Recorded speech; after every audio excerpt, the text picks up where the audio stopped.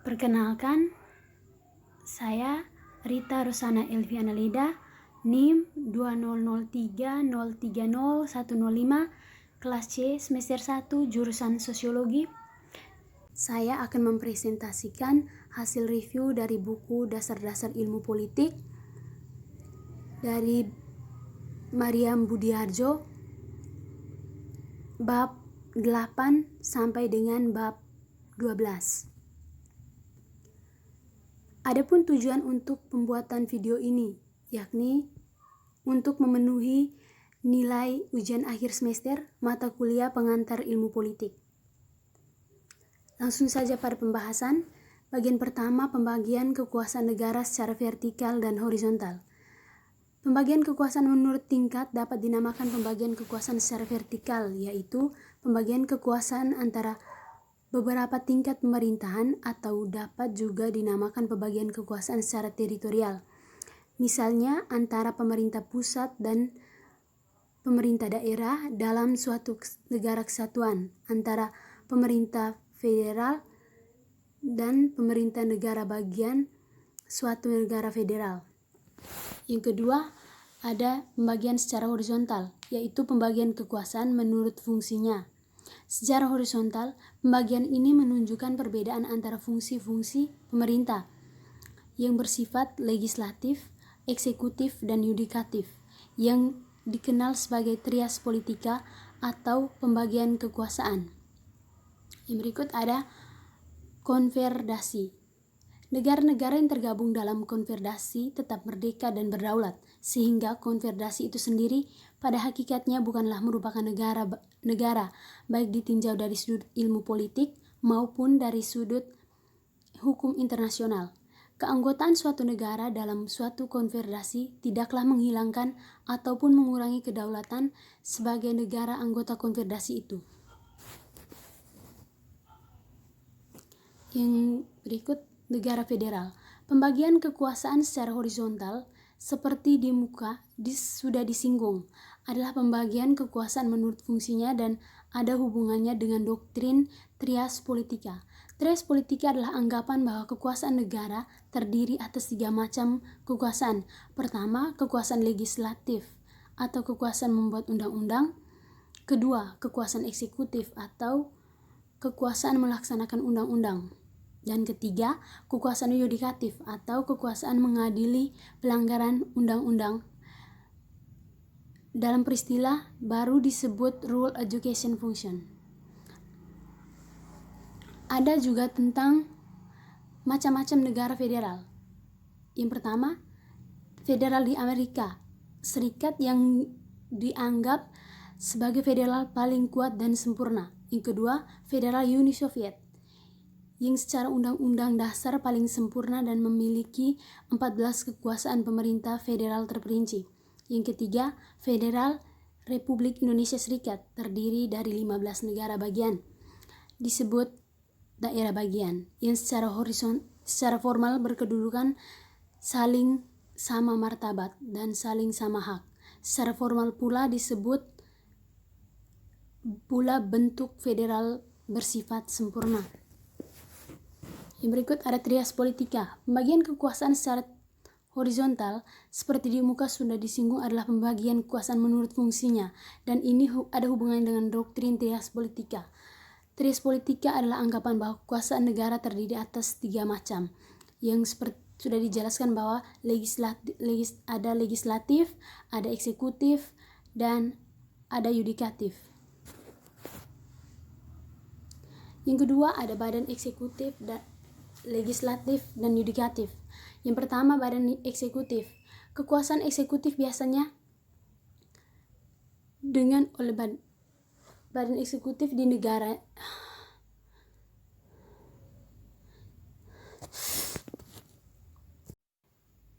Yang kedua, ada badan eksekutif, legislatif, dan yudikatif. Badan eksekutif. Kekuasaan eksekutif biasanya oleh badan eksekutif di negara-negara demokratis. Badan eksekutif biasanya terdiri atas kepala negara, seperti raja atau presiden, beserta menteri-menterinya.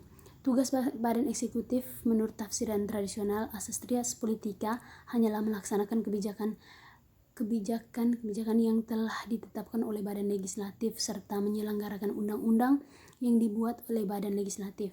Akan tetapi dalam pelaksanaannya, badan eksekutif leluasa sekali dalam ruang geraknya.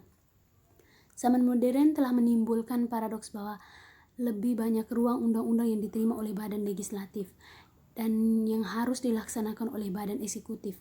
Lebih luas juga ruang lingkup kekuasaan badan eksekutifnya. Kekuasaan badan eksekutif mencakup beberapa bidang. Yang pertama ada administratif, yang kedua keamanan, yang ketiga diplomatik. Badan eksekutif di negara-negara komunis. Di samping badan eksekutif di negara-negara demokratis, ada pula badan eksekutif di negara komunis. Ada beberapa perbedaan yang menonjol oleh karena Dewan Perwakilan Rakyat tidak dilihat sebagai badan legislatif, tetapi sebagai badan di mana semua kekuasaan eksekutif, legislatif, dan yudikatif dipusatkan.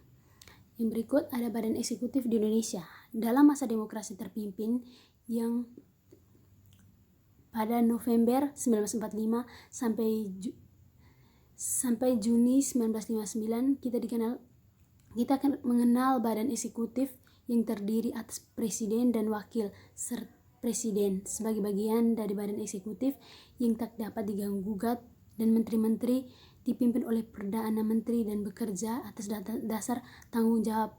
Menteri Kabinet merupakan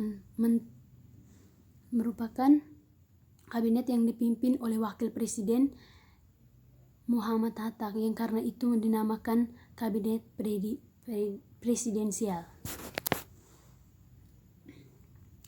Yang berikut ada badan legislatif.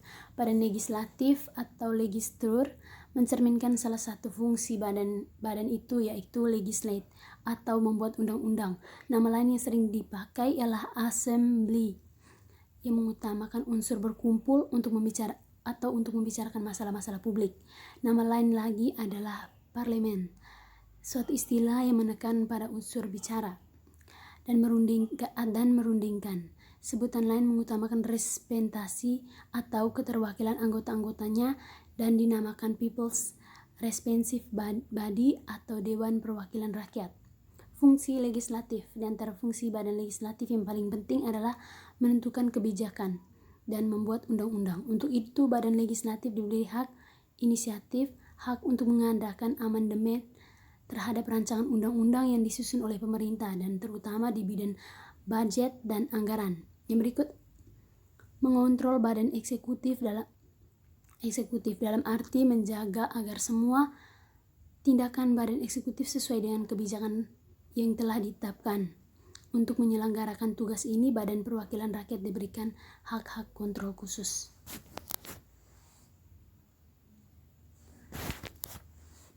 Yang berikut ada badan yudikatif.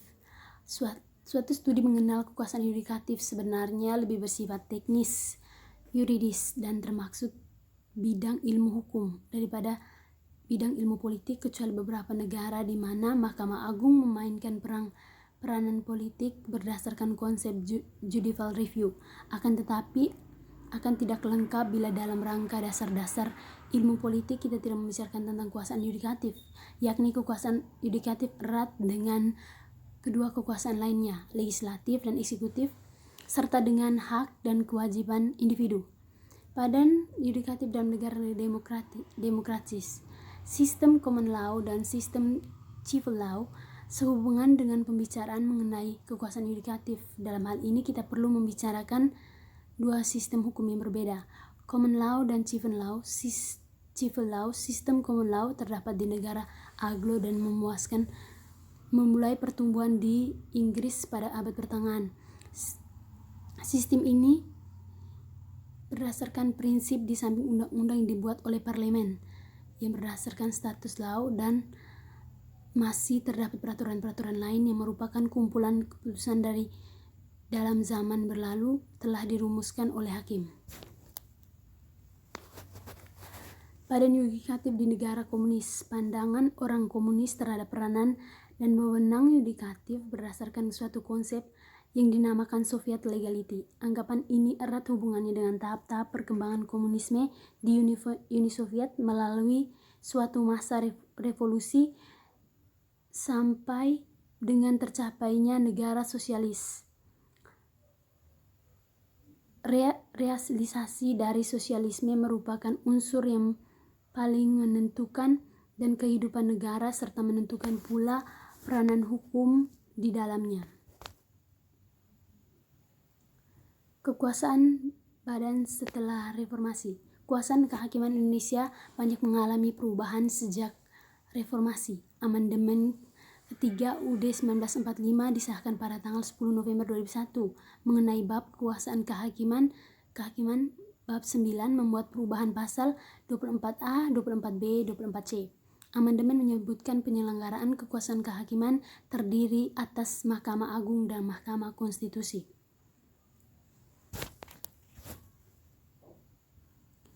Mahkamah Konstitusi berwenang untuk mengadili pada tingkat pertama dan terakhir. Keputusannya bersifat final, menguji undang-undang terhadap UUD 1945. Yang berikut memberikan putusan pemaksulan presiden dan atau wakil presiden atas permintaan DPR karena melakukan pelanggaran negara, korupsi, penyuapan dan tindakan pidana berat dan perbuatan tercela. Sedangkan Mahkamah Agung, seperti yang kita ketahui, kewenangannya adalah menyelenggarakan kekuasaan peradilan yang berada di lingkungan peradilan umum, militer, agama, dan tata usaha negara.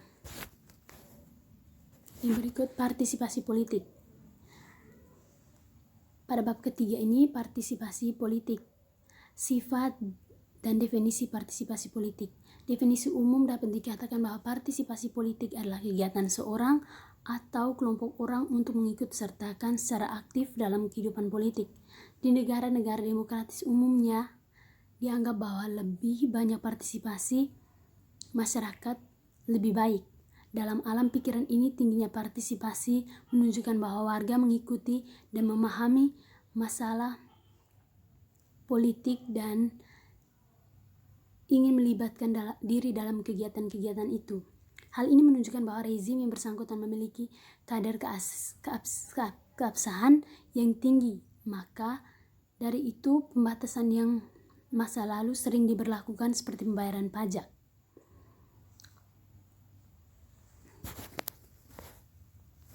Partisipasi politik di negara otoriter. Di negara otoriter seperti komunis pada masa lampau, partisipasi massa umumnya diakui kewajarannya karena secara formal kekuasaan ada di tangan rakyat. Akan tetapi tujuan utama partisipasi massa dalam masa pendek masyarakat ini adalah merombak masyarakat yang terbelakang menjadi masyarakat modern, produktif, kuat, dan berideologi kuat. Yang ketiga, partisipasi politik di negara berkembang. Di beberapa negara berkembang, partisipasinya bersifat otonom, artinya lahir dari mereka sendiri, masih terbatas. Berkaitan dengan gejala itu, jika hal itu terjadi di negara-negara maju, sering dianggap sebagai tanda adanya kepuasan terhadap pengelola kehidupan politik.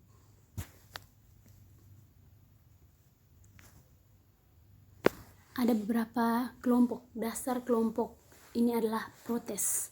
Mereka sangat kritis terhadap cara-cara berpolitik dari para politisi dan pejabat dan merasa terasingkan dari masyarakat. Beberapa jenis kelompok tersebut adalah yang pertama, kelompok anomi. Kelompok-kelompok ini tidak mempunyai organisasi, tetapi individu yang terlibat merasa mempunyai perasaan frustasi dan ketidakpuasan yang sama. Yang berikut adalah kelompok non-asosial.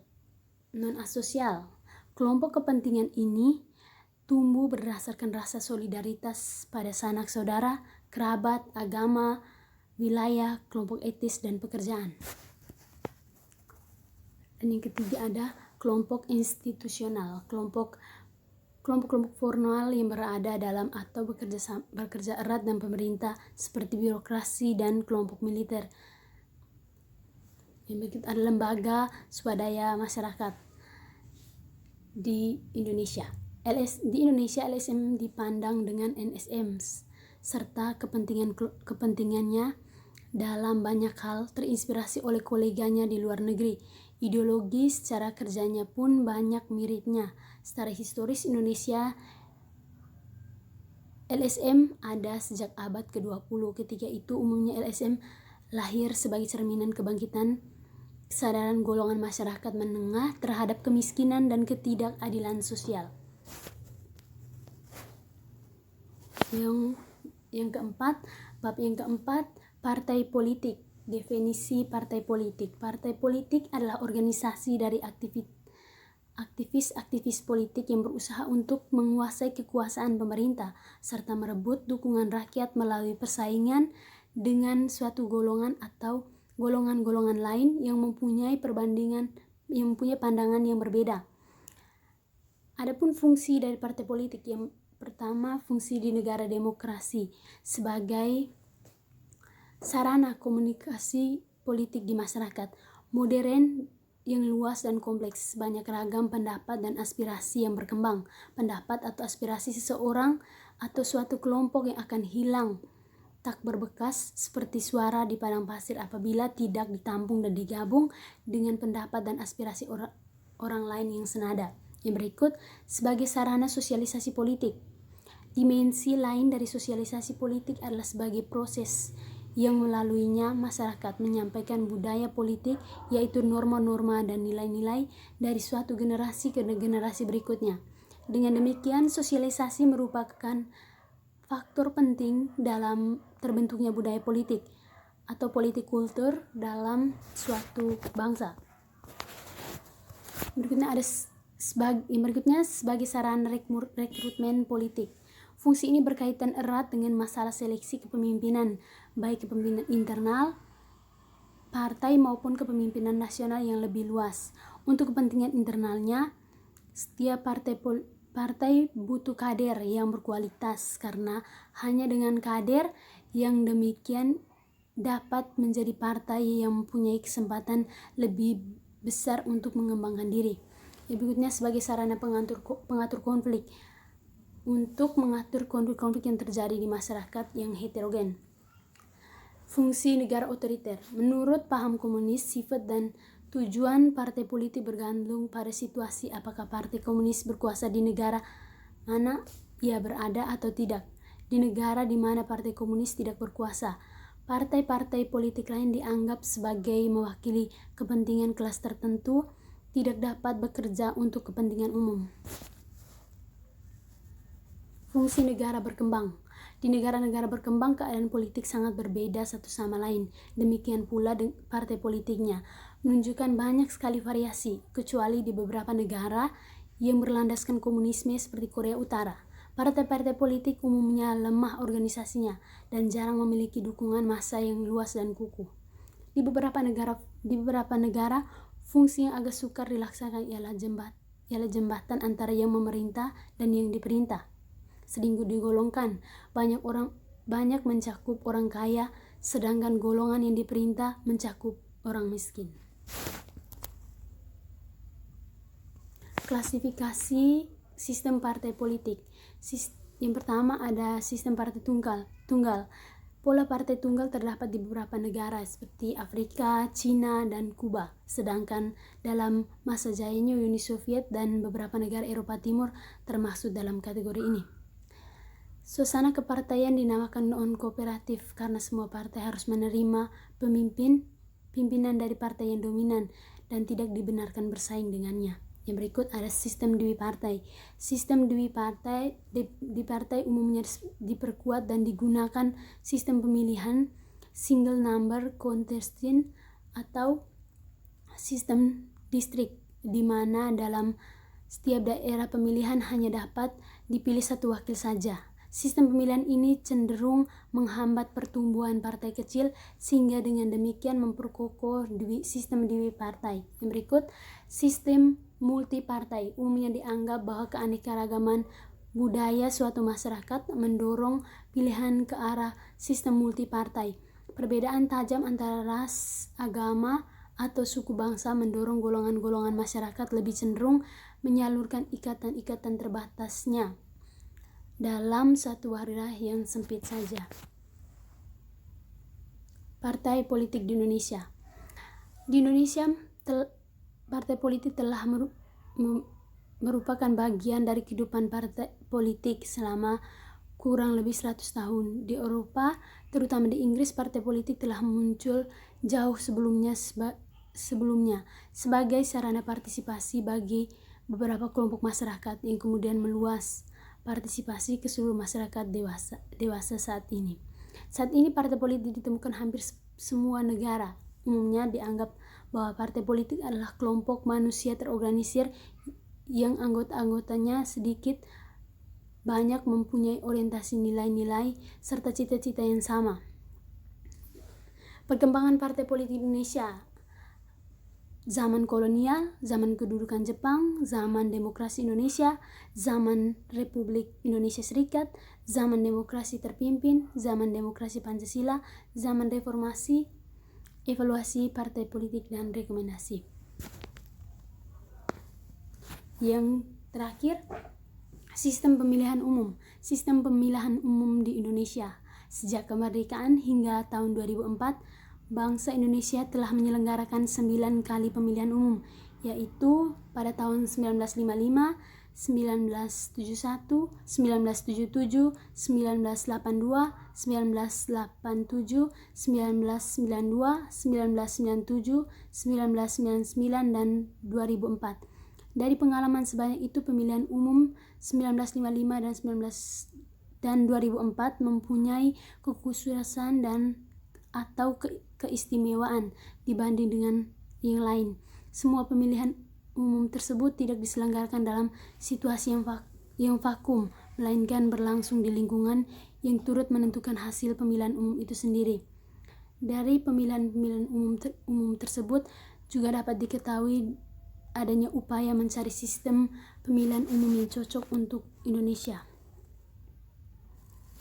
Zaman demokrasi parlementer 1945 dan sampai 1959, pemilihan umum diselenggarakan dalam suasana khidmat karena merupakan pemilihan umum pertama dalam suasana kemerdekaan. Pemilihan umum berlangsung sangat demokratis, tidak adanya pembatasan partai, dan tidak ada usaha pemerintah mengadakan intervensi terhadap partisipasi sekalipun kampanye berjalan seru, terutama antar Masyumi dan PNI. Administrasi teknis berjalan lancar dan jujur. Pemilihan menghasilkan 27 partai dan 1 perorangan dengan total 257 kursi. Sekalipun partai bertambah dibanding dengan jumlah partai sebelum pemilihan umum, namun ada 4 partai perolehan suaranya sangat menonjol, yaitu Masyumi, PNI, NU, dan PKI. Yang berikut ada zaman demokrasi terpimpin tahun 1959 sampai 1965. Sesudah mencabut maklumat pemerintah pada November 1945 tentang kebebasan untuk mendirikan partai, Presiden Soekarno mengurangi jumlah partai menjadi 10 partai. 10 partai ini terdiri atas Masyumi, PNI, NU, PKI, Partai Katolik, Partindo, Partai Murpa, PSSI, Arjuda, IPKI, dan Partai Islam. Berikut ada demokrasi Pancasila. Sesudah runtuhnya rezim demokrasi terpimpin semi-otoriter, ada harapan besar di kalangan masyarakat untuk mendirikan suatu sistem politik yang demokratis dan stabil. Berbagai forum diskusi diadakan seperti misalnya Musyawarah Nasional ketiga Persahi 1966 dan Simposium Hak Asasi Manusia. Salah satu caranya ialah melalui pemilihan umum. Pada saat itu diperbincangkan tidak hanya sistem proporsional yang sudah beberapa lama dikenal, tetapi juga sistem distrik yang di Indonesia masih sama sekali baru. Yang berikut ada zaman reformasi. Seperti pada bidang-bidang lain, reformasi membawa beberapa perubahan fundamental. Pertama, dibukanya kesempatan kembali untuk berkembang partai politik secara bebas, termasuk mendirikan partai baru. Ketentuan ini kemudian tercermin dalam pemilihan umum 1999 yang diselenggarakan dengan disertai banyak partai politik.